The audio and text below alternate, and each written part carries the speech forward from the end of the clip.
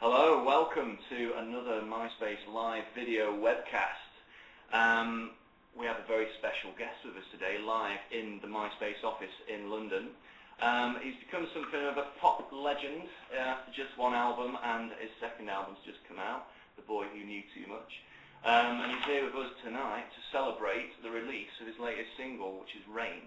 And that's available to download this Sunday, the 22nd of November. So, for those of you who've seen one of our live video webcasts before, you know the drill. You just enter any question you like in the chat module below this video and leave your name in the message and keep it relatively clean. And our star will answer your message personally. So, without further ado, I give you the wonderful Mika. Hello. Hello. Oh, it's just me on screen. Hi. You know, I actually watched a couple of these, and I always entered questions, but they never got accepted.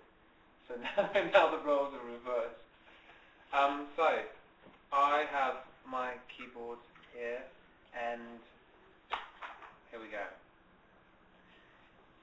So does the question come up on does everyone know the question, or should I read it? You should read it, and also include the name of the person. Okay, so Fanshaw. Eric Fanshaw wants to know, I've heard your music and I love it. Thank you. What I want to know is, do you read a lot, and are any books inspirational in your songwriting? I do read a lot. I buy a lot more books than I read, especially like hardback books, because I love the way that they feel, and I love the thought that I'll get to them.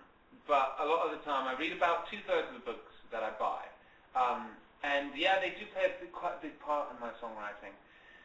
I think around the last album, and this latest one, I mean, I was kind of reading a lot of Angela Carter. She is a very,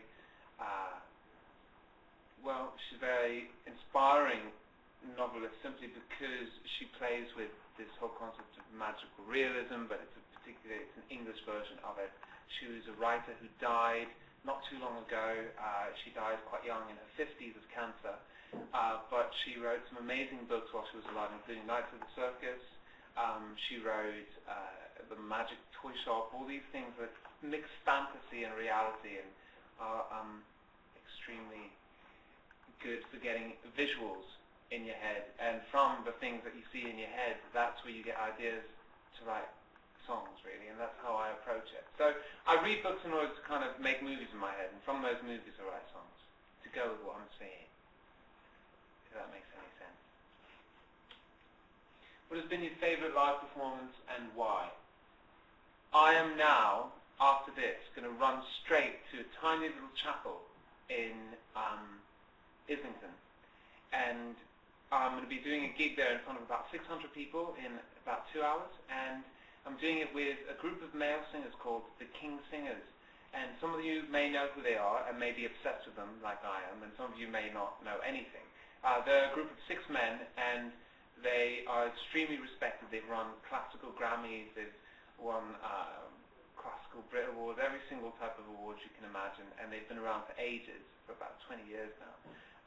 And they sing classical music in a fully a cappella way. So it's a bit like an American a cappella choir, but 6 guys, and they do it professionally, so they sound extremely together. I called them up just as a fan, and I asked them if they'd be interested in doing a gig with me, and we're going to do it tonight after 6 months of preparation and only 1 hour's rehearsal.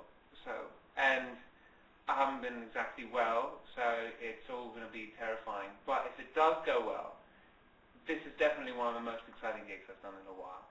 In recent memory, I have to say, we did a show in Oakland, which was absolutely fierce recently. We did a show in New York, which I loved. But I'm always so nervous about the shows I've got coming up that I can never really kind of rest and think about the shows that I've loved in the past. After that one, I'm 60, and I'm sitting there, and I can't reach the notes and relax anymore. We actually have a question from the chat from Tilly Rose. Tilly Rose is asking me, I stopped playing the piano for money reasons. Do you have any songwriting tips? I heard someone talking about you when I walked in.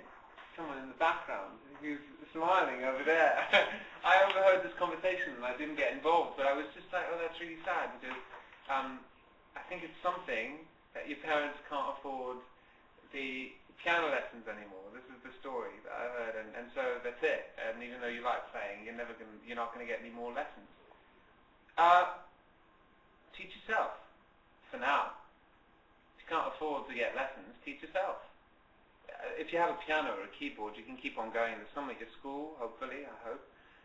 And you should teach yourself. There's ways of learning and getting better and learning whatever you want to learn on your own. You don't necessarily need to pay someone to do it for now. When you're 16, if you really want to learn and your parents can't afford to pay for it, then you should get a job and use that money to get yourself piano lessons. I know that sounds really lame to some people, but I got a waitering job from the age of 16 onwards basically because I needed money to pay for my demos and to record and to do everything I wanted to do. And then I went on to get a student loan, and I blew almost the entirety on it, on making music, and I couldn't pay my fees at the Royal College of Music and had to go around my family and my aunties asking them for money. So don't necessarily follow me all the way, because you'll end up in a lot of trouble with the bank.